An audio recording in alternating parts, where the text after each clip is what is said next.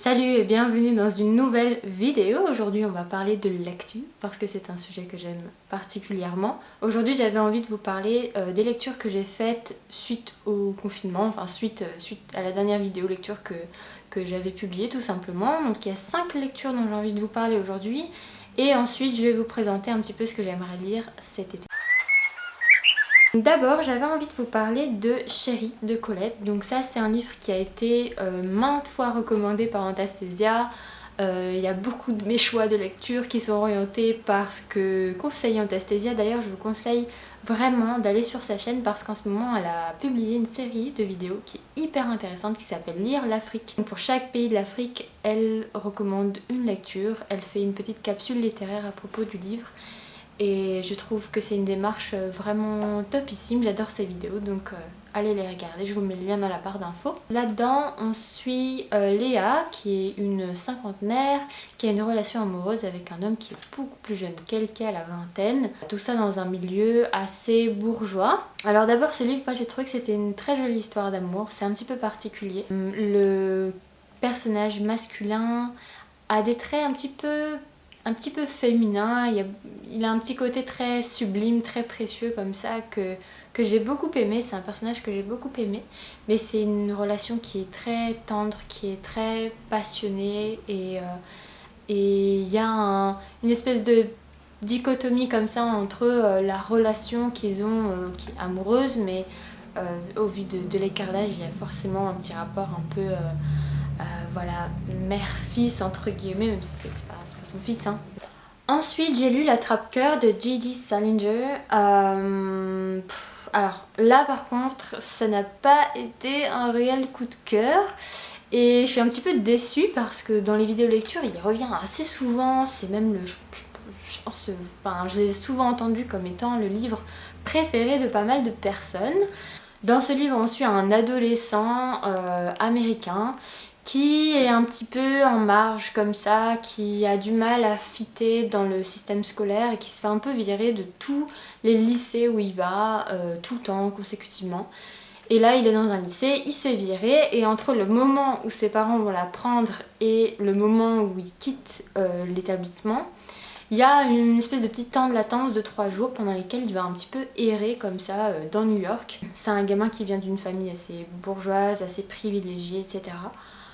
Alors, d'abord, je pense qu'il y a eu un problème dans la traduction. Peut-être qu'en anglais il m'aurait plus plu, mais en tout cas la traduction, j'ai trouvé que c'était très lourd en fait. Il répète tout le temps, voilà, et tout, et tout, et tout à la fin de chaque phrase. Et c'est très caractéristique hein, pour les personnages, enfin pour les gens, tout simplement pour les adolescents, d'avoir des mots comme ça qu'on répète tout le temps, du style genre, t'as vu, des trucs comme ça. C'était des trucs que je disais tout le temps quand j'étais plus jeune et même maintenant. Hein.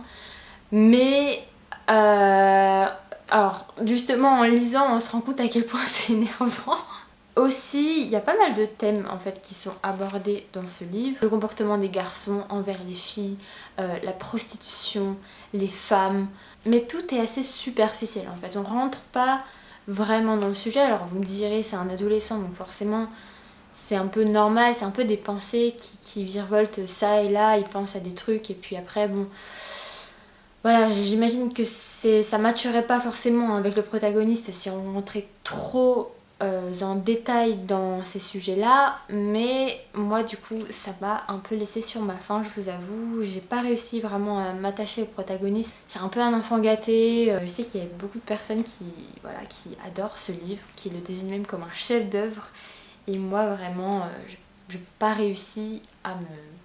Voilà, ça n'a pas collé. Ensuite j'ai lu Nana de Zola et alors comme vous pouvez le voir c'est une édition du Moyen-Âge hein, tout simplement parce que j'ai trouvé la quasi-totalité des Rougon-Macquart dans une valise sur le bord de la route.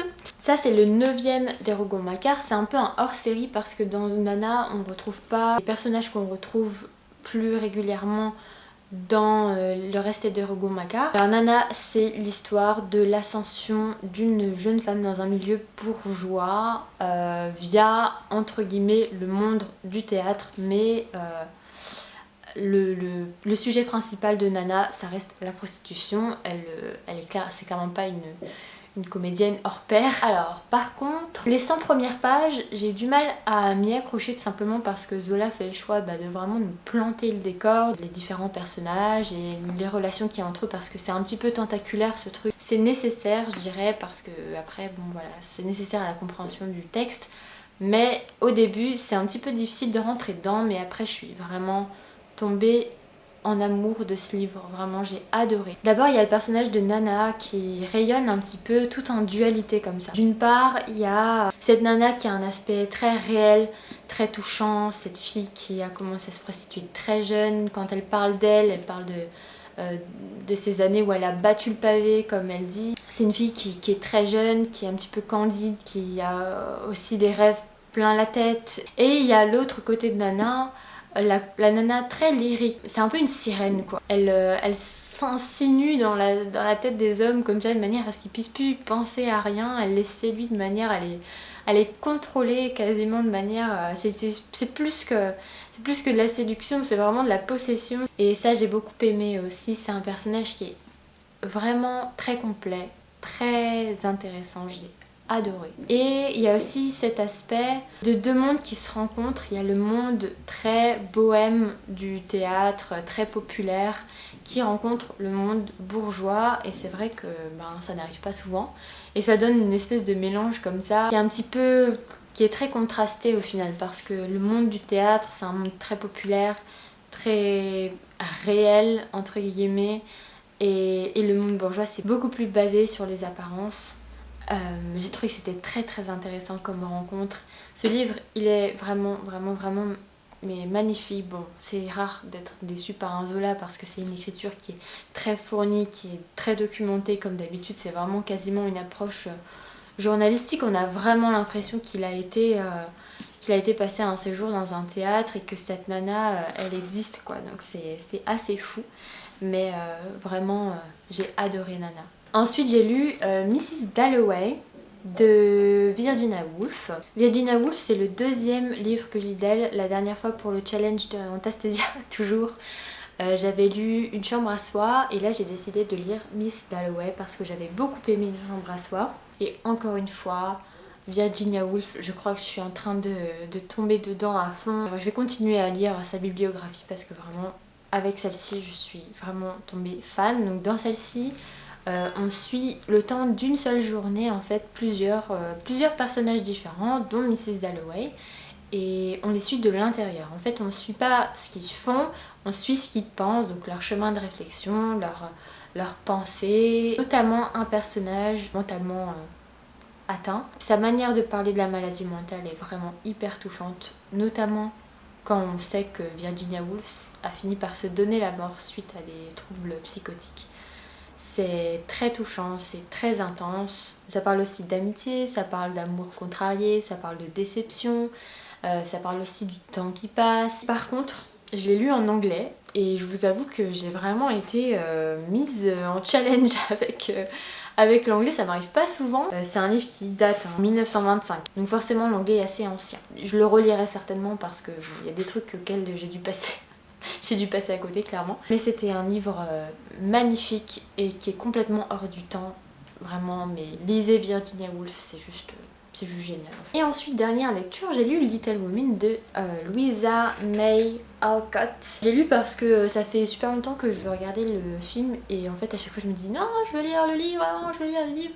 Donc là je vais enfin pouvoir regarder le film. Dans ce livre, on suit les 4 filles du docteur March qui sont avec leur mère aux États-Unis pendant que leur père est à la guerre, donc elles sont dans une situation financière un petit peu bancale. J'étais assez surprise de la forme en fait de ce livre parce que c'est un petit peu... ça ressemble un petit peu à du conte initiatique mais pas vraiment. En gros, à chaque chapitre, les sœurs vont rencontrer un obstacle, une épreuve de la vie, quelque chose qu'elles vont devoir affronter. Et à chaque fin de chapitre ou au chapitre d'après, il y a une morale.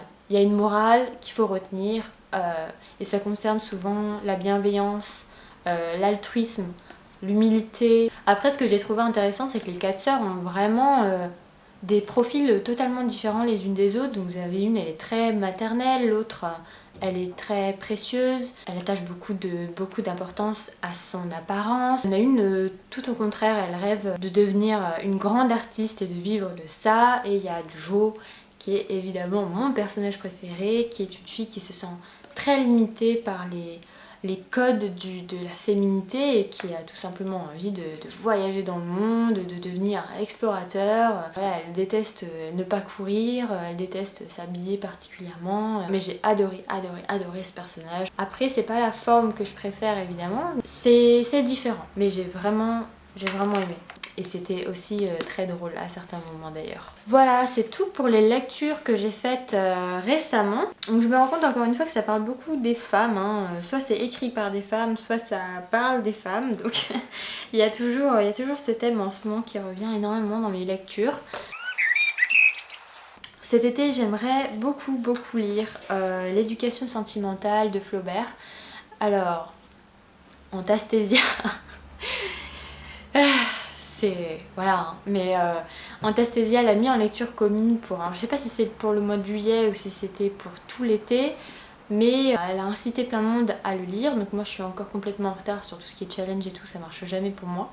Elle m'a grave donné envie de le lire, donc je vais le lire. Moi j'ai juste lu Madame Bovary de Flaubert, donc au final voilà, j'aimerais bien aussi découvrir un petit peu autre chose que Madame Bovary. Ensuite, j'aimerais beaucoup lire l'Odyssée de Homère parce que ça fait littéralement, je pense... Je me demande honnêtement si ça fait pas une dizaine d'années que je l'ai dans ma bibliothèque et que je ne l'ai pas lu. Le thème du voyage, le thème voilà, des aventures, je trouve que c'est toujours un bon thème. Et j'aimerais vraiment profiter de cet été, je vais essayer de m'y tenir pour lire enfin l'Odyssée de Homère. En ce moment, et ça m'arrive souvent, j'ai trop envie d'un fantastique. J'ai beaucoup de mal à trouver des trucs fantastiques qui me plaisent, c'est super rare. Il n'y a pas très longtemps, j'étais tombée sur... J'avais récupéré en fait le Hobbit et tous les Seigneurs des Anneaux en anglais. Et en ce moment, j'ai très envie de re-regarder les films. Donc avant de les re-regarder, je vais peut-être les lire. Comme ça, voilà, en plus l'édition est super sympa. Ouais, je pense que je vais lire le Hobbit et que comme ça après je pourrais me refaire les films et tout. Ça va être top.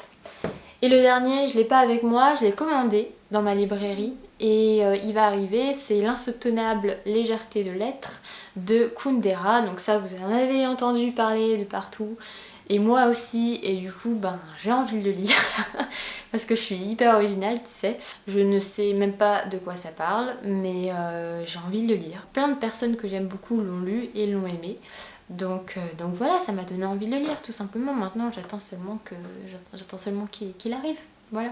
Ah, c'est tout pour ce que j'ai lu récemment et ce que j'ai envie de lire cet été. N'hésitez pas à me dire ce que vous avez envie de lire cet été. Est-ce que vous êtes plutôt du genre à changer un peu vos habitudes, à vous orienter vers des sujets un peu plus légers, ou est-ce que vous ne changez rien, ou est-ce que vous aimez plutôt les trucs... Je sais qu'il y a des gens qui adorent les policiers aussi l'été. Qu'est-ce que vous allez lire cet été? Qu'est-ce qui vous a marqué et qu'est-ce que vous avez aimé récemment? N'hésitez pas à me dire tout ça en commentaire. Moi je vous dis à très bientôt dans une prochaine vidéo. Ciao!